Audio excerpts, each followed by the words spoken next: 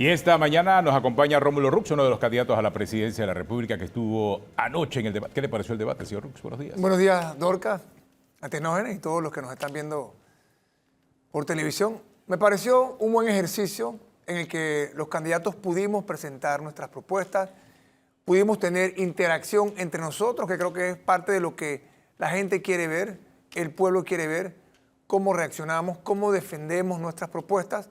En general, un buen ejercicio.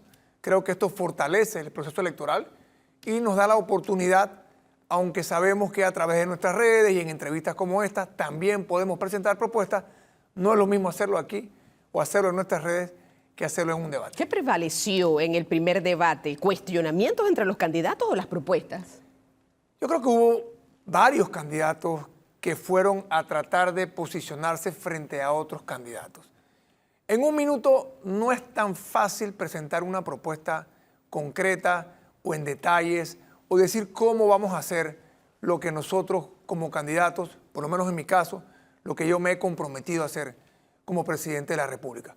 Pero en general creo que quedó muy claro la postura de varios candidatos referente a ciertos temas y también, como dije antes, esa interacción entre los candidatos también nos dice algo y nos dice un poco cómo cada candidato está viendo la elección.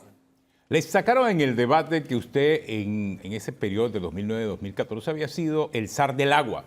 ¿Y sabe por qué me recuerdo del caso? Porque acabamos de ver una imagen que ocurre a menos ni de 2-3 kilómetros de la presidencia de la República, ahí en el Chorrillo, una señora y una comunidad que tiene problemas con el agua, la señora bañándose porque no tiene agua en su casa y tiene que estar al lado de un tanque de agua.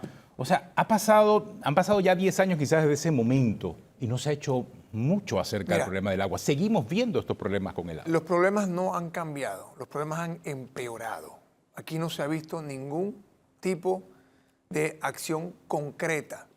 Y me alegra que traigas a colación ese tema porque yo recuerdo que en el 2010 hubo, por exceso de lluvia, la planta de Chilibre colapsó. Yo en ese momento era ministro para Asuntos del Canal y me pidió el gabinete y el presidente que me encargara de resolver esa crisis que duró aproximadamente 6 semanas, en donde la ciudad capital no tenía agua potable. Y en ese momento, el Canal de Panamá ayudó al IDAN a resolver esa crisis. Pero cuando nosotros llegamos a ver lo que había en la planta de Chilibre, nos dimos cuenta que el gobierno anterior no había hecho absolutamente nada en las inversiones que se necesitaban para mantener esa planta como tenía que estar para poder hacerle frente a las lluvias que tuvimos en ese momento. Desde ese día en adelante, yo me involucré en crear un camino, una hoja de ruta para lograr cambios y transformaciones que son las que se necesitan. ¿Pero por qué no se hicieron? Ya han pasado 10 años y no ha ocurrido nada. Por política, Atenógenes. Yo presenté en el 2013 en la Asamblea Nacional de Diputados un proyecto de ley para crear la Autoridad de Agua y Recursos Hídricos, que, insisto, lo dije en el 2019 y lo voy a volver a repetir. Es lo primero que voy a hacer con respecto a las soluciones de agua que necesita el país, porque aquí se están hablando de construir nuevas potabilizadoras que sí se necesitan en ciertas áreas del país. Pero nosotros tenemos que tener una entidad que pueda gestionar esas potabilizadoras y que garantice que el 45% del agua que se produce no se pierda, que eso es lo que está pasando hoy. Entonces nosotros podemos hacer todas las inversiones en potabilizadoras, pero si nosotros no garantizamos que el agua llegue a donde tiene que llegar y que llegue 24 horas al día, 7 días a la semana, y que nosotros podamos garantizar que no van a haber esas pérdidas, entonces no estamos haciendo nada para solucionar el problema de fondo. Aquí necesitamos una entidad pública, pero que no sea manejada por la política partidista cada 5 años, que tenga autonomía, que tenga sus propios recursos y que tome decisiones en base a necesidades técnicas. Nosotros no podemos decir, vamos a hacer una potabilizadora en tal lugar porque hay un diputado que es amigo del presidente que quiere que se haga la potabilizadora. Tenemos que tener un plan de inversiones de 20 años y ese plan de inversiones no puede variar porque cambió el gobierno o porque cambió el presidente. El agua es un tema de Estado y lo estamos viendo no solo en lo que es agua potable, sino también en la necesidad de agua del canal. ¿Sería un IDAN sin ser IDAN, pero, o sea, sería una autoridad. ¿Quién administraría esa autoridad? Sería una autoridad que reemplazaría lo que hoy es el IDAN. Quiero dejarlo muy claro. Es una entidad pública. Es una entidad que estaría conformada por una junta directiva cuyos miembros se nombrarían como se hace con la junta directiva del canal. Pero ¿cuál sería la diferencia de lo que tenemos hoy en día? Porque muchas veces, señor Rux, se cambia el nombre de las instituciones o se eleva, por ejemplo, a ministerio, como lo hemos visto, pero a la hora de los resultados no hay resultados y siguen haciendo el mismo trabajo o no se hace nada. La diferencia es que es una entidad que los miembros de la junta directiva son los que van a manejar la entidad y no los va a nombrar todo el mismo presidente en un periodo de 5 años. Eso evita que se haga una entidad que esté controlada por el gobierno de turno. Cada gobierno nombra a 3 miembros exactamente como se hace en la Autoridad del Canal de Panamá. De ahí nace la figura. Este fue un proyecto que a mí me tomó, creo que casi que 18 meses en consultas a nivel nacional. Yo me reuní con diferentes partidos políticos, me reuní con los diferentes gremios. Es un proyecto consensuado.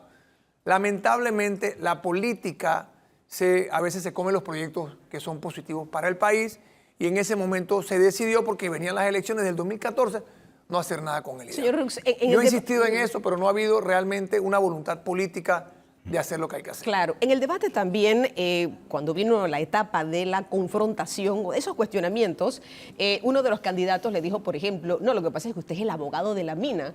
Otra candidata le dijo directamente, sí, es que usted estuvo en el gobierno, donde en Bocas del Toro ocurrieron cosas difíciles y ya sabemos Claro. lo que pasó con la ley Chorizo. Muchos de los cuestionamientos también era que de los candidatos, muchos han participado de otros gobiernos. ¿Qué ha pasado con la gestión? ¿Por qué no se hicieron los cambios en ese momento? Y yo creo que este es un punto muy importante. Y dentro de ese escenario había una pregunta que tenía que ver con seguridad. Puntualmente era, ¿qué iba a hacer usted de llegar a ser presidente de la República para acabar con las 174 bandas que ya sabemos lo que pasa en nuestro país? Generan mucha violencia y arrastran a los jóvenes que están o que han salido de las aulas de clases como caldo de cultivo. Bueno, lo primero que yo quiero decirte, Dorcas, sí, yo he participado en gobierno, yo tengo experiencia, yo tengo 30 años de estar trabajando en el sector privado y en el sector público, y eso me ha dado a mí la experiencia de conocer cómo se maneja el gobierno y de saber cuáles son las cosas que hay que hacer y cuáles son las cosas que no hay que hacer. Es muy distinto haber pertenecido o haber participado en un gobierno que haber sido presidente.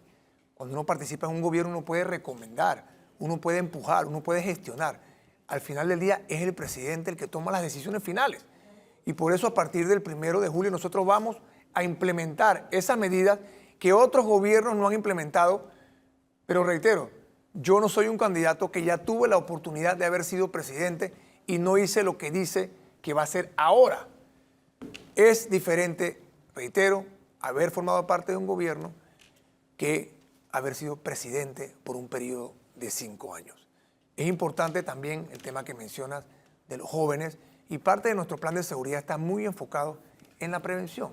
Es importantísimo que esa prevención le brinde a los jóvenes la oportunidad de no caer o de no acabar en estas bandas criminales que están en todo el país y que son las que tienen al país secuestrado y que tenemos a padres y madres de familia que tienen terror que los hijos salgan a la calle por lo que pueda pasar. Ese plan de nosotros incluye en la prevención, primero, crecer la economía y generar más empleos y oportunidades, porque a los jóvenes hay que darles trabajo. Nosotros tenemos un plan específicamente para generar empleos para los jóvenes, que después que estudian, los que pueden estudiar, salen y les preguntan si tienen experiencia. Y lo primero que le dicen es que no tienen experiencia, porque acaban de graduarse. Y tenemos un plan de Mi Primer Empleo Garantizado que lo que hace es que primero permite que los jóvenes mientras están estudiando hagan pasantías y adquieran esa experiencia en el sector privado. Y después que se gradúan, de la mano con el sector privado, crear los incentivos necesarios para que estos jóvenes puedan iniciar ese primer trabajo. También, como manera de prevención, está nuestra educación, que tenemos un sistema educativo que lamentablemente ha ido desmejorando, a pesar de que tenemos el presupuesto para tener uno de los mejores sistemas de educación del país. Sobre eso de educación. A eso le sumo, la cultura y deporte para los pelados, que es muy importante. En cada lugar que yo voy me encuentro con pelados que me dicen, Rómulo, no hay cancha, o la cancha que se hizo no le han dado mantenimiento. Pensemos en nuestros jóvenes, pensemos en cómo darles a ellos las herramientas para mantenerse por el buen camino, para desarrollarse y para alcanzar sus sueños. Es que lo escuché, ahora que me habla de educación, ser enfático cuando habló de la educación. Es más, prometió internet, luz, agua para todas las escuelas, computadoras, alimentos para todos los estudiantes. Sí. Eso me recordó mucho a lo de la estrella en la educación del gobierno actual. ¿Cómo la va a separar de la promesa que hizo el gobierno actual y que ayer también sufrió muchos cuestionamientos? Atenógenes, yo hoy salgo de aquí y voy a Darién. Yo visité una escuela en Río Congo hace unos meses atrás y siempre doy ese ejemplo. Y la semana pasada estuve en Mamitupo, en Cunayala, y lo mismo, lo que estamos viendo en las escuelas cuando uno va a visitarlas. Escuelas que hoy, con el presupuesto que tenemos para la educación, no tienen internet, no tienen luz eléctrica, no tienen agua potable. Eso es falta de voluntad. El dinero está ahí, la manera de hacerlo está ahí. Nosotros ya nos hemos reunido, el equipo, con personas de la empresa Google que nos han dado una hoja de ruta de cosas que se pueden hacer rápido, que son efectivas y que le van a cambiar la calidad de la educación a los jóvenes rápidamente. No puede ser que haya más de 2.000 escuelas que no tienen internet en Panamá. No hay excusa.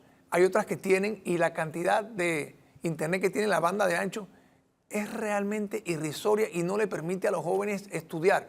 Hoy en día, un joven no puede estudiar sin computadora y sin internet. Eso no es un lujo. Pero ¿cómo eso va no a es ser? Un regalo. ¿Cómo va a hacerlo? Porque este gobierno prometió que la educación iba a ser la estrella. Y el mejor año con el que comenzaron el año escolar con los planteles listos fue el año 2022, que llegaron a tener un 80% de planteles listos para el año escolar. Este año, 1 de cada 4 planteles no está listo para comenzar el año escolar. Una cifra muy dura para el último año. Y acabo de ver uno de esos planteles escolares. Como te comenté, que fui a Cunayala el fin de semana pasado y hablé con los niños que estaban ahí. Vimos los salones eran depósitos. Otros salones no tenían techo. Y yo le pregunto a los niños, ¿y ustedes cómo van a dar clases ahora que arranquen las clases? Y tú sabes lo que me contestaron. Nosotros damos clases en la casa de la maestra. Ellos no van a dar clases en la escuela, ellos van a la casa de la maestra. Aquí a los gobiernos no les gusta invertir en mantenimiento. ¿Por qué? Porque el mantenimiento no corta cintas. Nosotros vamos a implementar, y esto no solamente para la educación, esto se presta para complejos deportivos, para canchas sintéticas, para carreteras, un plan de mantenimiento permanente en las escuelas, porque el dinero está ahí. Reitero, no ha habido voluntad, a nadie le da la gana de hacer las cosas que políticamente ellos creen que no tiene un beneficio político. Pero tenemos que pensar en la gente, tenemos que pensar en esos niños que van a ver su salón a pocas semanas de iniciar el año escolar y el salón está lleno de sillas o de pupitres. Me están escribiendo aquí. O con huecos en el techo. Me están escribiendo aquí en Mitrael, dice que ya ese programa quedó creado por ley. Aprender haciendo son pasantías laborales remuneradas que ofrecen incentivos fiscales a las empresas que contraten jóvenes entre 17 a 24 años, en lo que se refería usted. Sí, bueno, o sea, ya, a lo mejor lo dice han que hecho... está por ley, ya está por ley. Puede estar por ley, pero aquí hay muchas leyes que no se están cumpliendo, Atenógenes, y yo visito el país, recorro el país, llevo más de 10 años haciendo esto, y lo que me dicen los jóvenes es, me están pidiendo experiencia y no tengo cómo demostrar que tengo experiencia para poder accesar a ese primer empleo. Sí, Rux, si está por ley, no es efectivo y no están haciendo su trabajo. Hay un tema puntual, porque usted está hablando del Internet, pero creo que hay algo todavía mucho peor. Y ocurre año tras año, independientemente de la administración gubernamental. Hay arriba de 3.000 educadores que no van a iniciar el año lectivo. Es decir, van a haber estudiantes que van a llegar con mucho ánimo al salón de clase y no van a tener un educador. ¿Cómo en su gobierno resolverían un problema que no debería ser complejo, pero que sí ocurre todos los años? ¿Qué harían ustedes para evitar eso y que los educadores sí estén en sus puestos de trabajo? Dorca, ha dado en el clavo. No es un problema complejo. Es un tema administrativo, es un tema de falta de liderazgo dentro del Meduca y de falta de hacer las cosas bien. Este es un tema que es fácil de arreglar, los maestros están ahí, pero faltan los nombramientos o sencillamente algunos maestros no los llevan a las áreas de difícil acceso, con quienes también nos hemos reunido. Es un tema administrativo, es un tema de la burocracia y de que el Meduca tiene que ser reformado para que deje de ser un ente político, burocrático y se convierta en un ente que piensa ¿Pero en cómo se nuestras resolvería, futuras señor Rux? generaciones. ¿Cómo se resolvería ese problema? Poniendo en los cargos del Meduca a personas que no estén pensando en política y que sepan hacer su trabajo. Mandar a un maestro o lograr que el maestro llegue a la escuela donde tiene que llegar es un tema de administración. Ahí no hay nada complejo. Ahí es un tema de eliminar la burocracia y garantizar que nosotros tengamos ministerios como el Meduca, que tienen los recursos, pero los que están ahí no están haciendo su trabajo. O tienen el problema de que hay un político o un diputado que es el jefe de facto del ministerio y hace lo que le da la gana. Eso es lo que hay que limpiar.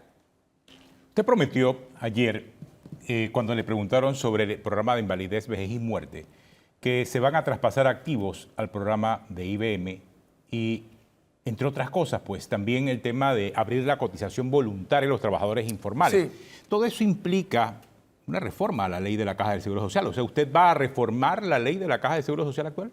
Por supuesto. La ley de la Caja del Seguro Social hay que reformarla. La Caja hay que despolitizarla. La Caja tiene que funcionar para el asegurado y no para los políticos. Hay que hacer reformas profundas en la Caja. Nosotros también hemos planteado que se separe lo que es el servicio de salud del servicio del manejo de las pensiones. Eso es uno de los cambios que nosotros necesitamos hacer en la Caja del Seguro Social. Pero la politización de la Caja no tiene que ver con la ley, tiene que ver con los políticos que la han politizado. Usted mismo dijo que había que cuidar todas las botellas que había en la Caja del Seguro. Tiene que ver con las dos cosas, tiene que ver con las dos cosas. Tiene que ver con lo que la ley permite y tiene que ver con la toma de decisión de a quién vas a nombrar en la Caja del Seguro Social como director y quiénes van a ser los miembros de esa junta directiva. Señor Rux, pero ¿en cuánto tiempo usted resolvería el problema de la Caja del Seguro Social? Que aquí se le ha dado larga y hemos ido de diálogo en diálogo y no hay una respuesta. Hay que tomar decisiones que son inmediatas y Atenógenes mencionó una de las que yo propuse ayer.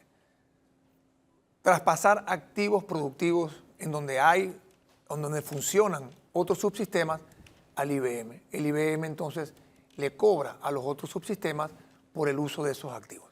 También tenemos que generar empleos bien remunerados y empleos en el sector formal para que estos trabajadores coticen y ayuden al sistema IBM. Esto se logra generando confianza para atraer inversión, que es la única manera de nosotros poder crear los 500.000 empleos que vamos a crear. También mencioné a Atenógenes que nosotros vamos a crear la opción de que el sector informal pueda también cotizar de forma voluntaria y que los independientes tengan un esquema en donde también puedan cotizar pagando la parte obrera, porque hoy en día tienen que pagar completo, obrero y patronal. Hay muchas cosas que se pueden hacer. También hay que incrementar el rendimiento de los activos de la Caja del Seguro Social. Tú tienes a muchos jubilados con los que yo converso en la calle que tienen préstamos y son préstamos leoninos que los tienen realmente ahorcados. Si la Caja del Seguro Social tomara la decisión de ellos, que la misma caja sea la que le preste a los jubilados, pero que le preste a un interés que sea razonable y un interés que refleje realmente el bajo riesgo que hay, que la caja preste el dinero y se cobre de la jubilación. Nosotros ahí estamos haciendo dos cosas, mejorando el rendimiento de la Caja del Seguro Social y bajándole el costo financiero a esos jubilados que hoy están viviendo con una pensión de hambre. Hay jubilados que reciben menos de $150 al mes. Ellos no pueden vivir con eso, sobre todo porque no solo reciben una baja pensión, sino que cuando nos vamos al tema de salud de la Caja del Seguro Social, tenemos que no hay medicamentos. Entonces este jubilado que recibe $75 por quincena tiene que ir a comprar un medicamento que lo debería tener gratis porque es pensionado y es una persona que cotizó en la Caja del Seguro Social. Entonces tú tienes un jubilado que está recibiendo menos dinero del que necesita para poder vivir, y aparte el gobierno no hace su trabajo por la burocracia del seguro y lo obligan a ir a comprar los medicamentos carísimos en la farmacia. ¿Usted le daría el bono permanente que están pidiendo ellos?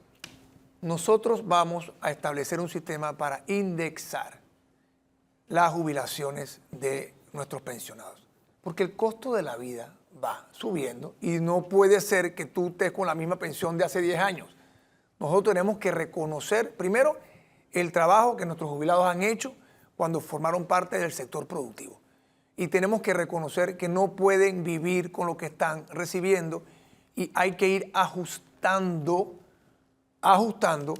esa pensión para que vaya de acuerdo con el costo de la vida. Pero además de eso, el gobierno tiene que hacer su trabajo y prestar los servicios que ese jubilado debe estar recibiendo, como por ejemplo sus medicamentos, porque si no tiene que meterse la plata al bolsillo para gastar de su pensión para comprar una medicina que te la tienen que dar gratis. Eso es lo que no es aceptable.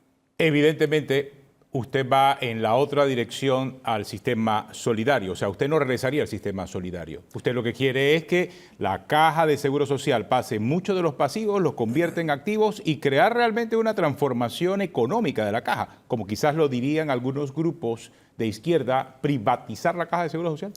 Jamás he hablado ni voy a hablar de privatizar la Caja del Seguro Social. Estoy hablando de una caja más transparente y más eficiente.